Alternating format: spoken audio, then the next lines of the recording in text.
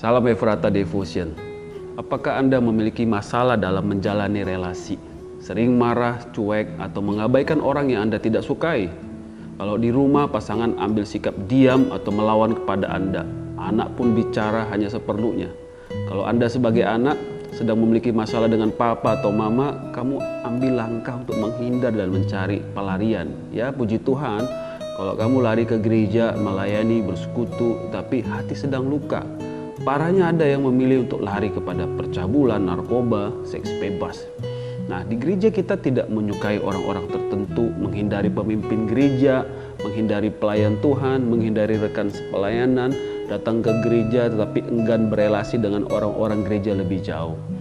Kalau sedang alami hal-hal yang saya sebut tadi, Anda sedang tidak sehat secara emosional. Kalau saya tidak sehat secara emosional, sehebat apapun pelayanan saya akan mudah menyalahkan, menghakimi orang lain untuk kegagalan dalam pelayanan. Kalau saya tidak sehat secara emosional, saya hanya fokus pada tugas-tugas pekerjaan, pelayanan, dan berusaha menunjukkan kepada orang lain bahwa saya mampu dan hebat. Kalau saya tidak sehat secara emosional, maka saya secara tidak sadar hanya fokus pada diri sendiri, mencari pengakuan diri, self-victim atau mental korban ya kalau ada dalam situasi gagal. Dan sebenarnya kita sedang tidak mengasihi diri sebagaimana Tuhan mengasihi kita. Kita tidak menerima diri kita sebagaimana Tuhan menerima diri kita. Kita berusaha menuntut dan mengejar bagaimana diri ini diterima orang lain, diakui orang lain, disanjung orang lain. Ketika kita tidak mendapatkannya, kita menolak orang lain, membenci orang lain, menghakimi orang lain, marah dan dendam. Mengapa kita tidak sehat secara emosional? Karena terluka. Hati ini sedang dan masih terluka. Diri ini sedang terluka dan belum sembuh. Setiap orang bisa terluka loh. Jalani relasi bisa terluka. Pacaran bisa menjadi tempat untuk kamu terluka. Pernikahan bisa menjadi tempat untuk kita bisa terluka. Di gereja pun bisa menjadi tempat kita bisa terluka. Tapi masalahnya bukan soal orang lain yang melukai, tetapi masalahnya apakah kita mau sembuhkan luka dalam diri kita. Coba lihat Yesus. Yesus paling banyak dilukai. Tuduhan, cemoohan, hinaan, pengkhianatan, tindakan kekerasan, penyalipan, itu luka-luka yang Yesus terima. Mengapa Yesus bisa? Karena dia anak Allah. Kita mungkin mengatakan ya iyalah anak Allah gitu ya. Kalau itu nggak usah dibicarakan gitu. Jangan sepelekan dulu ya dengan status anak Allah ini. Tidak mudah loh, bahkan sangat sulit jalani hidup sebagai manusia 100% dengan begitu banyak luka dari perlakuan manusia berdosa. Tapi Yesus mengenal siapa dirinya. Dia ingat apa perkataan Bapa baginya. Matius 3:17, lalu terdengarlah suara dari sorga yang mengatakan, inilah anakku yang kukasihi, kepadanya lah aku berkenan.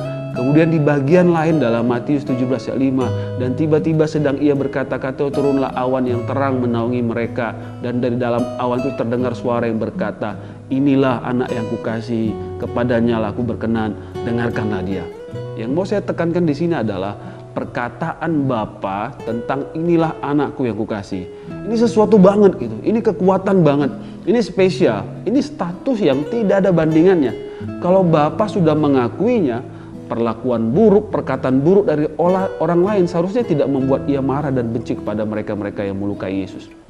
Dan bisa perkataan hebat dari Yesus ketika disalibkan dalam Lukas 23:34, Yesus berkata gini, ya Bapa, ampunilah mereka sebab mereka tidak tahu apa yang mereka perbuat. Bapak, Ibu, Saudaraku yang mendengarkan devotion ini, apakah kita sungguh-sungguh menyadari bahwa kita juga adalah anak-anak Allah, yang dikasihi Allah, yang diampuni oleh Bapa melalui Yesus Kristus?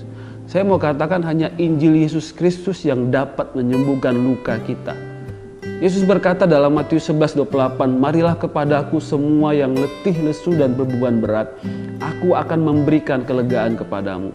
Alami kasih Yesus dalam hidup kita. Apakah Anda sungguh percaya bahwa Yesus mengasihimu? Kalau kita menyadari bahwa Yesus mengasihi kita, itu sungguh memulihkan kita. 1 Petrus 2:24 katakan, ia sendiri telah memikul dosa kita di dalam tubuhnya di kayu salib, supaya kita yang telah mati terhadap dosa hidup untuk kebenaran. Dengar ini, oleh bilur-bilurnya kamu telah sembuh. Oleh bilur-bilur darah Yesus kita telah sembuh. Jangan mau kecewa kepada orang lain. Jangan mau kecewa kepada leader, orang tua, pemimpin, pasangan. Jangan mau menyimpan dendam. sembuhkan luka hati kita. Percaya Yesus memulihkan kita. Kalau Yesus mengasihi kita, itu sudah lebih dari cukup. Kejar perkenanan Yesus, bukan pengakuan manusia, bukan penerimaan manusia. Kita menerima kasih Yesus dan mengasihi orang lain. Sembuhlah dan sehatlah secara emosional. Love one another. Yesus menyembuhkan kita. Amin. Mari kita katakan bersama-sama bahwa Allah menyembuhkan kita.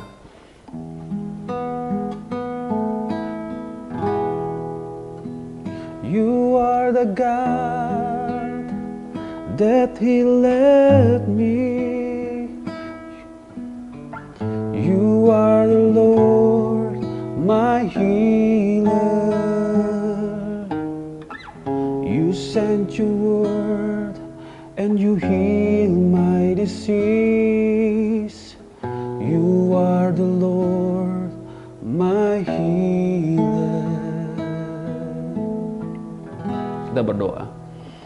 Tuhan Yesus, bagi kami yang terluka sampai hari ini, kami rindu mengalami kasih Yesus. Bukan hanya kami tahu bahwa Tuhan mengasihi kami, tapi kami rindu mengalami kasih Yesus dalam hidup kami.